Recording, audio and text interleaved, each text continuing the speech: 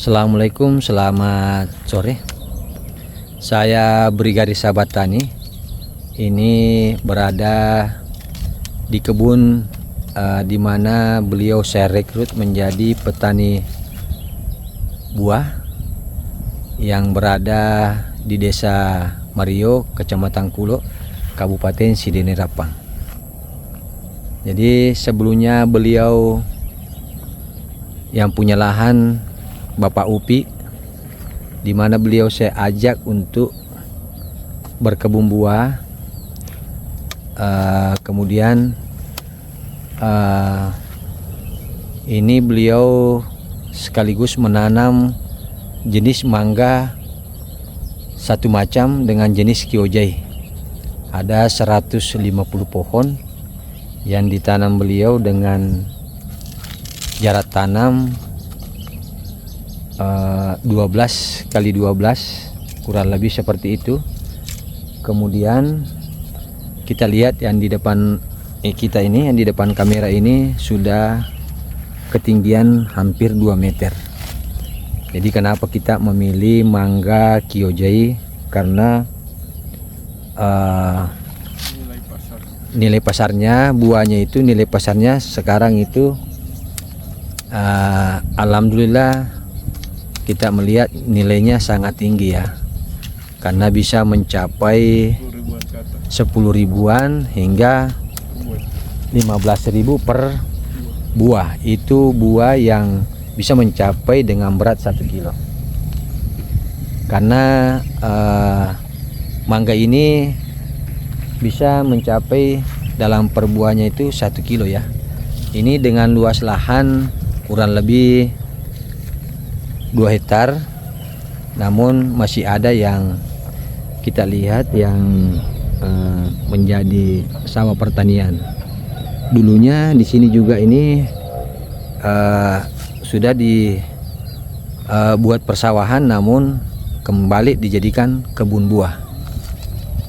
Namun ternyata setelah 1 tahun setelah penanaman, kita kembali berkunjung ke kebun ini, namun ternyata ada hal-hal yang keliru, yang dimana beliau menanam pohon durian di salah-salahnya atau di tengah tanaman mangga. Karena ini tanaman mangga, mungkin dilihatnya karena jarak tanamnya 12 kali 12. Kemudian beliau menanam pohon durian di tengah-tengahnya. Jadi ini sangat menjadi keliru, karena pada waktu besar nanti, ketika besar nanti pohonnya masing-masing sudah besar, maka masing-masing ini saling terganggu untuk menyerap fotosintetis ya. Sehingga inilah kekeliruan. Jadi kebetulan beliau tidak ada di tempat, sehingga ini nanti kita akan menjadi evaluasi untuk beliau. Tapi mungkin beliau dengan niat itu bahwa ketika nanti ini pohon mangga naik, kemungkinan dia punya planning tersendiri. Karena jelas antara pohon mangga dengan durian ketika masing-masing sudah besar ini, pasti yang ada yang harus kita korbankan. Mungkin planningnya beliau bahwa mangga cepat berbuah, durian lambat baru berbuah, mungkin 4 tahunan baru bisa berbuah, sehingga mungkin ini yang menjadi salah satu korbannya nanti nih. Jadi begitu kira-kira ya. Kemudian kemungkinan juga beliau, karena kita belum sempat ketemu, kemungkinan beliau ini belum paham juga karakter-karakter dari pohon. Jadi ternyata kalau kita melihat itu, kalau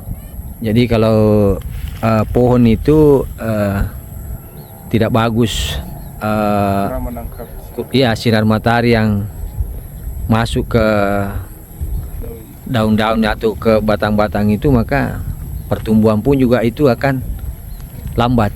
Nah, jadi mungkin itu ya.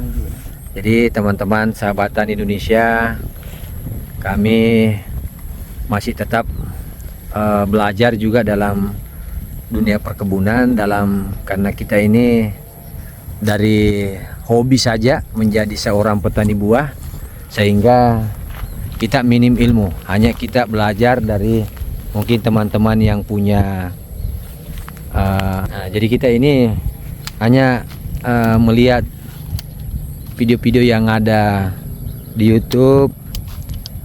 Kita mungkin yang kita bisa ambil dari video itu, menjadikan ilmu untuk kita praktekkan di lapangan, karena itulah yang kita kembali bahwa kita ini minim ilmu. Saya ini selaku Brigadir Sahabat Tani, saya dari SMK bagian otomotif, kemudian saya menjadi seorang brigadir, kemudian waktu berlalu, waktu dari masa ke masa, sehingga saya terpanggil hati untuk menjadi petani buah. Dan memang kami itu dari anak petani, jadi kami sangat bangga juga dari anak petani menjadi brigadir. Kemudian kami merekrut kembali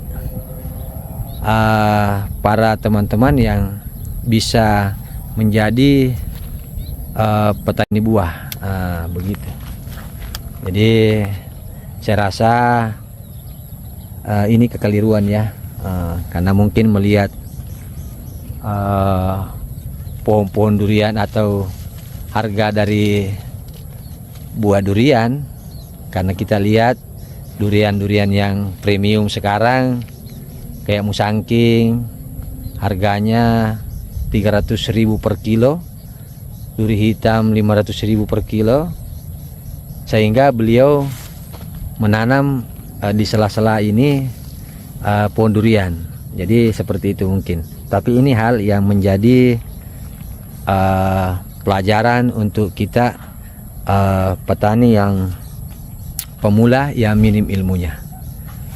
Jadi marilah kita jadikan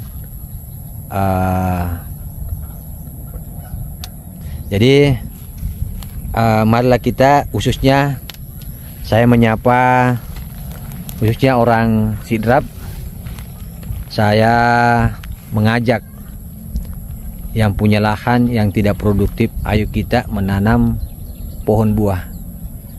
Ayo kita isi lahan kita. Kalau tidak ada lahan untuk kita tanami, bisa kita menggunakan dengan planter bag.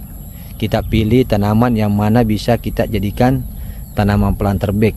Insya Allah kita melihat ini toko-toko buah rata-rata itu buah yang didatangkan itu masuk di Kabupaten Sidrap ini semua rata-rata dari pulau di luar dari Pulau Sulawesi. Kenapa kita tidak bisa? Kira-kira seperti itu. Jadi Pak Raup sebagai petani milenial yang masih muda ini, sekaligus sebagai penggiat organik, bisa menjadikan anak-anak muda itu sebagai petani yang betul-betul nanti ini bisa. Jadi mudah-mudahan ke depan ini Sidrap akan menjadi sentral penghasil buah. Jadi mungkin Pak Raup ada kata-kata untuk para pecinta tanam Indonesia, pekebun Indonesia. Ada mungkin pesan-pesan atau ini? Pesan-pesannya adalah jangan ragu untuk menanam.